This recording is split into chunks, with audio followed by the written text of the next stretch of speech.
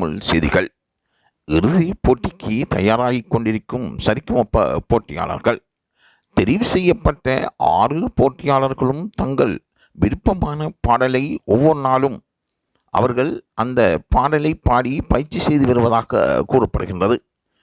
வருகின்ற நடுவர்கள் அவர்களை வாழ்த்தியும் அந்த போட்டியாளர்களாக தெரிவு செய்யப்பட்டிருக்கின்ற சிறுவர்கள் சங்கீதத்தில் இருக்கின்ற ஈர்ப்பின் காரணமாக அவர்கள் திறமையாக பாடுவதாகவும் கூறப்படுகின்றது.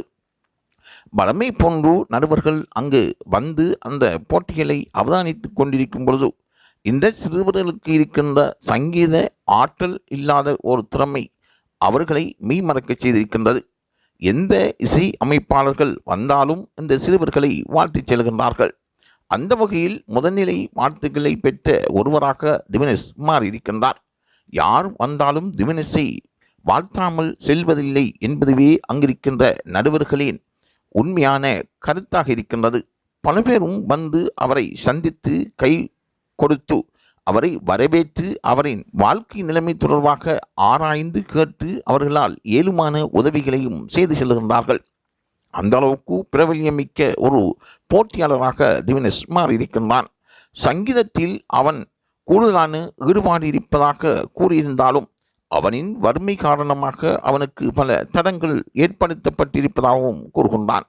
ஆகவே பல தொழில்களுக்கு மத்தியில் அவருடைய தகப்பன் அவரை இந்த கல்விக்கும் சங்கீதத்துறைக்கும் ஊக்குவித்து வருவதாகவும் அதனால் இந்த வறுமை நிலையை போக்குவதற்கு யாராவது உதவி செய்வதற்கு முன்வந்தால் அது பொருத்தமாக இருக்கும் என்றும் அவர் கூறி நிற்கின்றார்.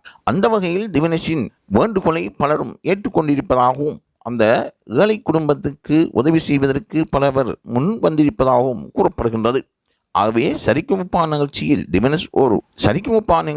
திவினேஷ் ஒரு வித்தியாசமான இடத்தில் வைத்து பார்க்கப்படுகின்றார் என்றும் அவர் வெற்றி சூடக்கூடிய வாய்ப்பு அதிகமாக இருப்பதாகவும் ரசிகர்கள் கூறுகின்றார்கள். ஆகவே திவினேஷுக்கு என்ன நடக்கின்றது, அவர் எதிர்காலத்தில் சிறந்த ஒரு போட்டியாளராக வெற்றியாளராக வருவாரா என்று பலரும் எதிர்பார்த்து கொண்டிருக்கின்றார்கள். இந்த தகவலை பெற்றுக்கொள்வதற்காக லைவ் தமிழ் செய்தியுடன் தொடர்ந்தும் இணைந்திருங்கள்.